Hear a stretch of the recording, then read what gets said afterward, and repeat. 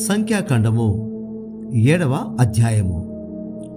మోషే మందిరమును నిలువబెట్టుట ముగించి దాని అభిషేకించి ప్రతిష్ఠించి దాని ఉపకరణములన్నిటినీ బలిపీఠమును దాని పాత్రలన్నిటినీ చేయించి అభిషేకించి వాటిని ప్రతిష్ఠించిన దినమున తమ తమ పితరుల కుటుంబములలో ప్రధానులను గోత్ర ముఖ్యులను లెక్కింపబడిన వారి మీద అధిపతులునైన ఇశ్రాయేలులలోని ప్రధానులు అర్పణములను తెచ్చిరి.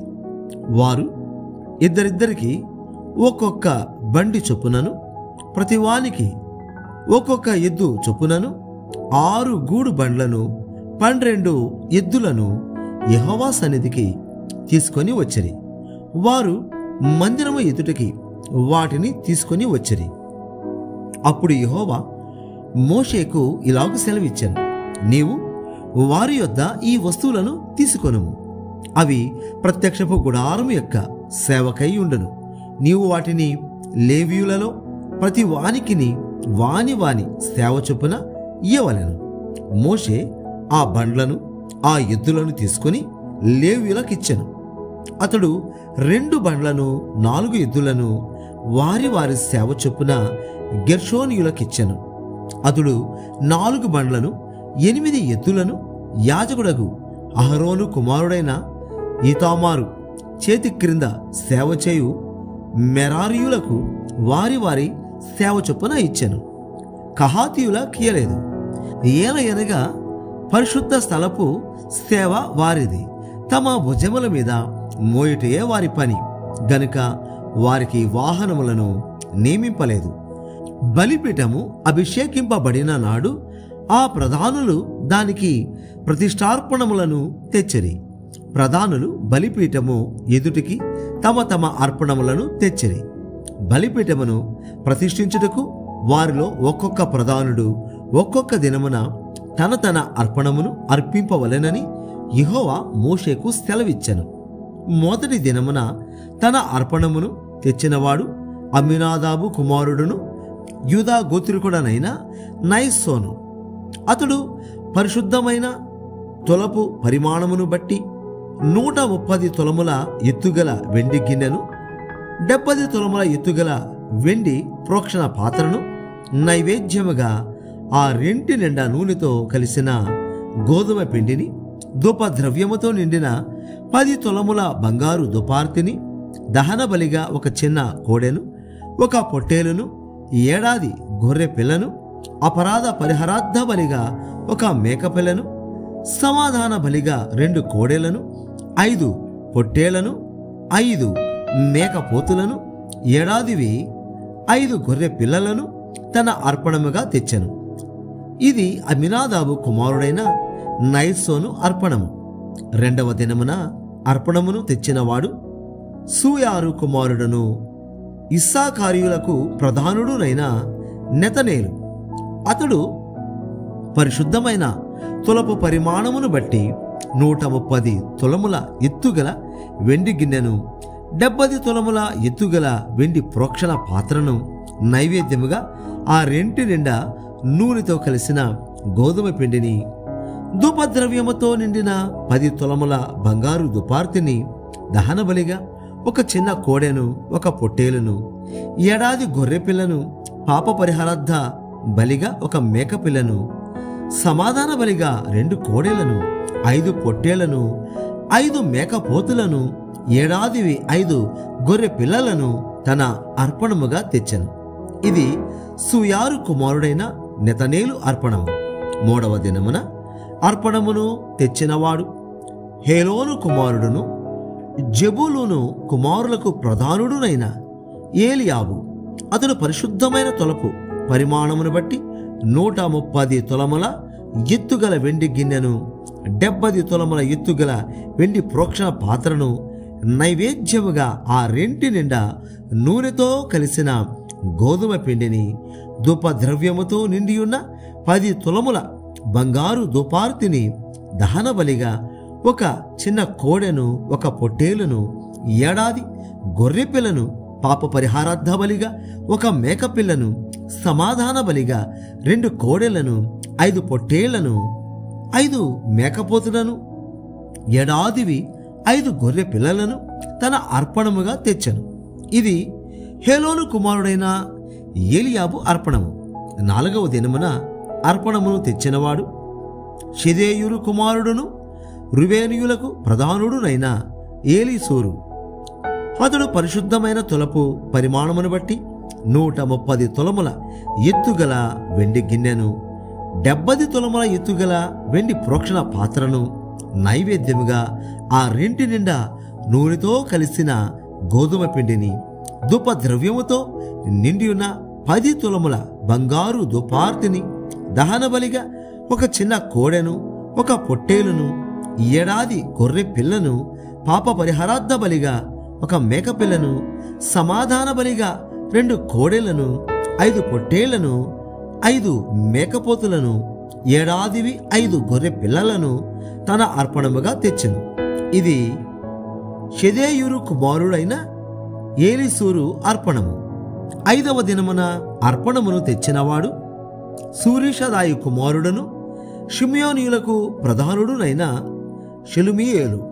అతడు పరిశుద్ధమైన తులపు పరిమాణమును బట్టి 130 తులముల ఎత్తుగల వెండి గిన్నెను, 70 తులముల ఎత్తుగల వెండి ప్రోక్షణ పాత్రను నైవేద్యముగా ఆ రెంటి నిండా నూనెతో కలిసిన గోధుమ పిండిని, ధూపద్రవ్యంతో నిండి ఉన్న 10 తులముల బంగారు ధూపార్తిని, దహనబలిగా ఒక చిన్న కోడెను, ఒక పొట్టేలును, ఏడాది గొర్రె పిల్లను, పాప పరిహారార్థ బలిగా ఒక మేకపిల్లను, సమాధాన బలిగా 2 కోడెలను, 5 పొట్టేళ్లను, 5 మేకపోతులను, ఏడాదివి 5 గొర్రె పిల్లలను తన అర్పణముగా తెచ్చెను. ఇది సూరీషాదాయి కుమారుడైన షెలుమీయేలు అర్పణము. 6వ దినమున అర్పణమును తెచ్చినవాడు దెయూవేలు కుమారుడును గాదీయులకు ప్రధానుడునైన ఎలియాసాపా.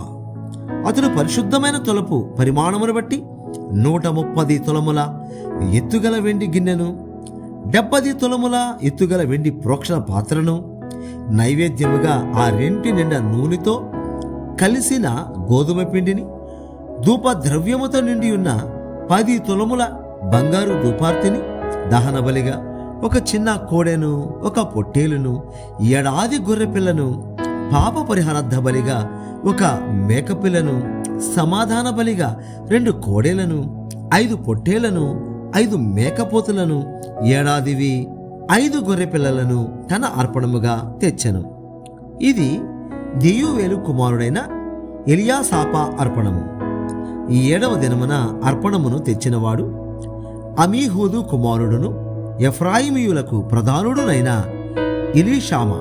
అతడు పరిశుద్ధమైన తులపు పరిమాణమును బట్టి 130 తులముల ఎత్తుగల వెండి గిన్నెను, 70 తులముల ఎత్తుగల వెండి ప్రోక్షణ పాత్రను నైవేద్యముగా ఆ రెంటి నిండా నూనెతో కలిసిన గోధుమ పిండిని, ధూపద్రవ్యముతో నిండి ఉన్న 10 తులముల బంగారు ధూపార్తిని, దహనబలిగా ఒక చిన్న కోడెను, ఒక పొట్టేలను, ఏడాది గొర్రె పిల్లను, పాప పరిహారార్థ బలిగా ఒక మేకపిల్లను, సమాధాన బలిగా 2 కోడెలను, 5 పొట్టేళ్లను, 5 మేకపోతులను, ఏడాదివి 5 గొర్రె పిల్లలను తన అర్పణముగా తెచ్చెను.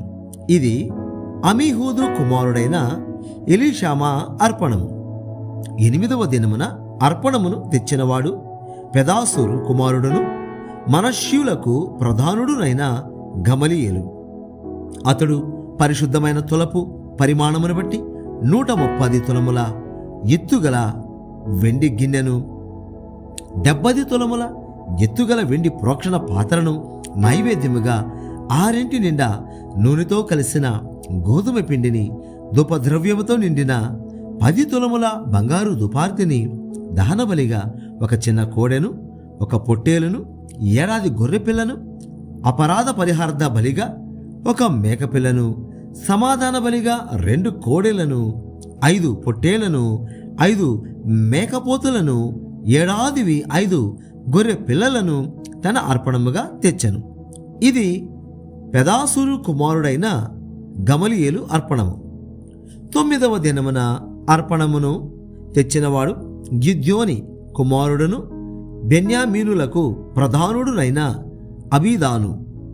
అతడు పరిశుద్ధమైన తొలపు పరిమాణమును బట్టి 130 తులముల ఎత్తుగల వెండి గిన్నెను, 70 తులముల ఎత్తుగల వెండి ప్రోక్షణ పాత్రను నైవేద్యముగా ఆ రెంటి నిండా నూనెతో కలిసిన గోధుమ పిండిని, ధూపద్రవ్యంతో నిండి ఉన్న 10 షెకెలుల బంగారు దుపార్తిని, దహన బలిగా ఒక చిన్న కోడెను, ఒక పొట్టేలును, ఏడాది గొర్రె పిల్లలను, పాపపరిహార్థ బలిగా ఒక మేకపిల్లను, సమాధాన బలిగా 2 కోడెలను, 5 పొట్టేళ్లను, 5 మేక పోతులను, ఏడాదివి 5 గొర్రె పిల్లలను తన అర్పణముగా తెచ్చెను.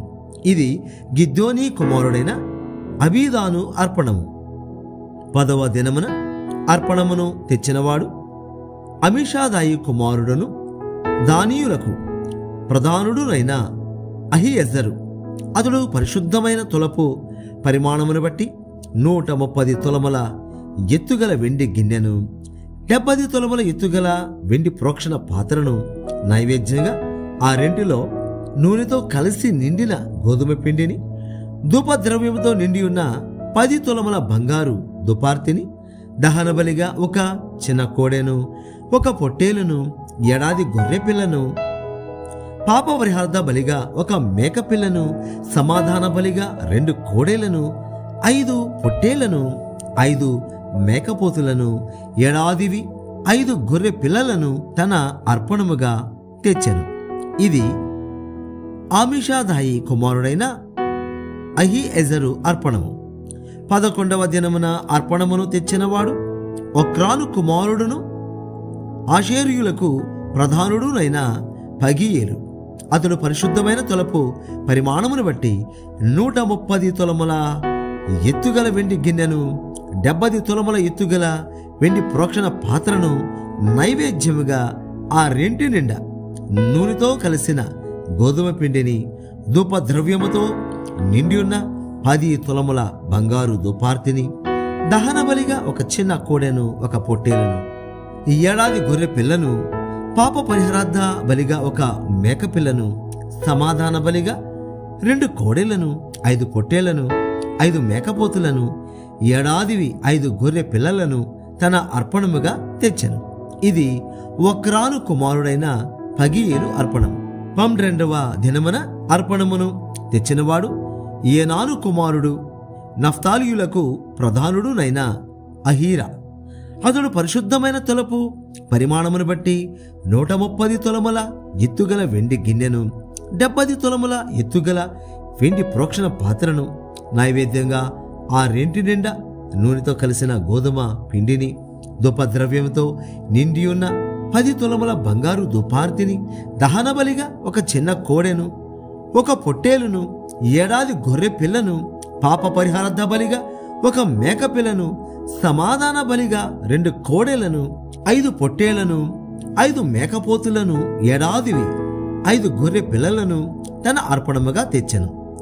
ఇది ఏనాను కుమారుడైన అహీరా అర్పణము. బలిపీఠము అభిషేకింపబడిన దినమున ఇశ్రాయేలీయుల ప్రధానులు అర్పించిన ప్రతిష్టార్పణములు ఇవి: వెండి గిన్నెలు 12, వెండి ప్రోక్షణ పాత్రలు 12, బంగారు దుపార్తులు 12. ప్రతి వెండి గిన్నె 130 తులములది, ప్రతి ప్రోక్షణ పాత్ర 70 తులములది. ఆ ఉపకరణముల వెండి అంతయు పరిశుద్ధమైన తులపు పరిమాణమును బట్టి 2400 తులములది. ధూపద్రవ్యంతో నిండిన బంగారు దుపార్తులు 12, వాటిలో ఒకటి పరిశుద్ధమైన తులపు పరిమాణమును బట్టి 10 తులములది. ఆ ధూపార్తుల బంగారమంతయు 120 తులములది. దహన బలి పశువులన్నీ 12 కోడెలు, పొట్టేలు 12, ఏడాదివైన గొర్రె పిల్లలు 12, వాటి నైవేద్యములను, పాప పరిహారార్థమైన మగ మేకపిల్లలు 12. సమాధాన బలి పశువులన్నీ 24 కోడెలు, పొట్టేళ్లు 60, మేకపోతులు 60, ఏడాదివైన గొర్రె పిల్లలు 60. మోషే యెహోవాతో మాట్లాడుటకు ప్రత్యక్షపు గుడారములోనికి వెళ్ళినప్పుడు సాక్ష్యపు మందసం మీదనున్న కరుణాపీఠ మీద నుండి, అనగా 2 కెరూబుల నడుమ నుండి తనతో మాట్లాడిన యెహోవా స్వరము అతడు వినెను. అతడు ఆయనతో మాటలాడాను. సంఖ్యాకాండము 8వ అధ్యాయము. యెహోవా మోషేకు ఇలాగు సెలవిచ్చాను. నీవు అహరోనుతో, నీవు దీపములను వెలిగించినప్పుడు ఆ 7 దీపముల వెలుగు దీపవృక్షమునకు ముందు పడినట్లు వాటిని వెలిగింపవలెనని చెప్పుమనెను. అహరోను అలాగు చేశాను. యెహోవా మోషేకు ఆజ్ఞాపించినట్లు అతడు దీపవృక్షమునకు ఎదురుగా దాని దీపములను వెలిగించాను. ఆ దీపవృక్షము బంగారు నకిషీ పని గలది. అది దాని స్తంభము మొదలుకొని పుష్పముల వరకు నకిషీ పని గలది. యెహోవా కనుపరిచిన మాదిరిని బట్టి మోషే ఆ దీపవృక్షమును చేయించాను. మరియు యెహోవా మోషేకు ఇలాగు సెలవిచ్చాను. నీవు ఇశ్రాయేలీయులలో నుండి లేవీయులను ప్రత్యేకించి వారిని పవిత్రపరచుము. వారిని పవిత్రపరచుటకు నీవు వారికి చేయవలసినదేమనగా వారి మీద పాప పరిహారార్థ జలమును ప్రోక్షింపము. అప్పుడు వారు మంగలి కత్తితో తమ శరీరమంతయు గొరిగించుకొని తమ బట్టలు ఉదుకుకొని పవిత్రపరచుకొనిన తరువాత వారు ఒక కోడెను దాని నైవేద్యమును అనగా తైలముతో కలిసిన గోధుమ పిండిని తేవలెను. నీవు పాప పరిహారార్థ బలిగా మరి ఒక కోడెను తీసుకొని రావలెను. అప్పుడు నీవు ప్రత్యక్షపు గుడారము ఎదుటికి లేవీయులను తోడుకొని వచ్చి ఇశ్రాయేలీయుల సర్వ సమాజమును పోగు చేయవలెను. నీవు యెహోవా సన్నిధికి లేవీయులను తోడుకొని వచ్చిన తర్వాత ఇశ్రాయేలీయులు తమ చేతులను ఆ లేవీయుల మీద ఉంచవలెను. లేవీయులు యెహోవా సేవ చేయు వారవుటకు అహరోనును ఇశ్రాయేలీయులను ప్రతిష్టార్పణముగా వారిని యెహోవా సన్నిధిని ప్రతిష్ఠింపవలెను. లేవీయులు ఆ కోడెల తలల మీద తమ చేతులుంచిన తరువాత నీవు లేవీయుల నిమిత్తము ప్రాయశ్చిత్తము చేయనట్లు యెహోవాకు వాటిలో ఒక దానిని పాప పరిహారార్థ బలిగాను రెండవ దానిని దహన బలిగాను అర్పించి అహరోను ఎదుటను అతని కుమారుల ఎదుటను లేవీయులను నిలవబెట్టి యెహోవాకు ప్రతిష్టార్పణముగా వారిని అర్పింపవలెను. అట్లు నీవు ఇశ్రాయేలులో నుండి లేవీయులను వేరుపరచవలను. లేవీయులు నా వారై ఉందురు. తరువాత నీవు వారిని పవిత్రపరచి ప్రతిష్టార్పణముగా వారిని అర్పించినప్పుడు లేవీయులు ప్రత్యక్షపు గుడారములో సేవ చేటుకై లోపలికి వెళ్ళవచ్చును. ఇశ్రాయేలీయులలో వారు నా వశము చేయబడిన వారు తొలిచూలి అయిన ప్రతి వానికిని అనగా ఇశ్రాయేలీయులలో ప్రథమ సంతానమంతటికిని ప్రతిగా వారిని నేను తీసుకొని ఉన్నాను. ఏలయనగా మనుషులలోను పశువులలోను ఇశ్రాయేలీయులలో తొలిచూలి అయినది యావత్తును నాది. ఐగుప్తు దేశములో తొలిచూలివైన ప్రతి వానిని నేను సంహరించిన నాడు వారిని నా కొరకు ప్రతిష్ఠించుకొంటిని. ఇశ్రాయేలీయులలో తొలిచూలి అయిన ప్రతి వానికి మారుగా లేవీయులను తీసుకొని ఉన్నాను.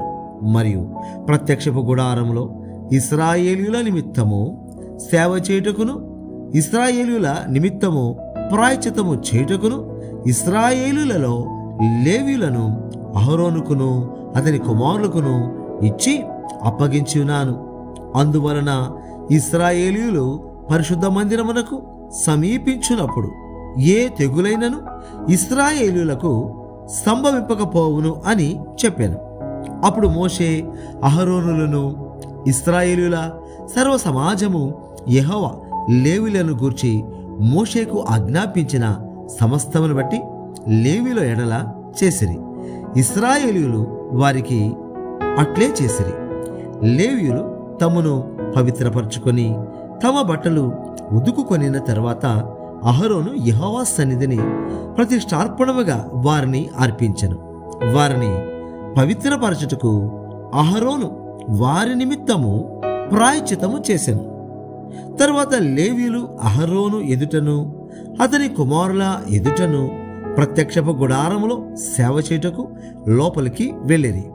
యెహోవా లేవీయులను గూర్చి మోషేకు ఆజ్ఞాపించినట్లు అతడు వారి ఎడల చేశాను. మరియు యెహోవా మోషేకు ఇలాగు సెలవిచ్చెను, ఇది లేవీయులను గుర్చిన విధి. 25 ఏండ్లు మొదలుకొని పై ప్రాయము గల ప్రతివాడును ప్రత్యక్షపు గుడారం యొక్క సేవలో పనిచేటుకు రావలెను. అయితే 50 ఏండ్ల వయసు పొందిన పిమ్మట వారు ఆ పని మాని ఊరకుండవలెను. వారు కాపాడవలసిన వాటిని కాపాడుటకు ప్రత్యక్షపు గుడారములో తమ గోత్రపు వారితో కూడా పరిచర్య చేయవలెను, గాని పని చేయవలదు. లేవీయులు కాపాడవలసిన వాటి విషయము నీవు వారికి అలాగూ నియమింపవలెను.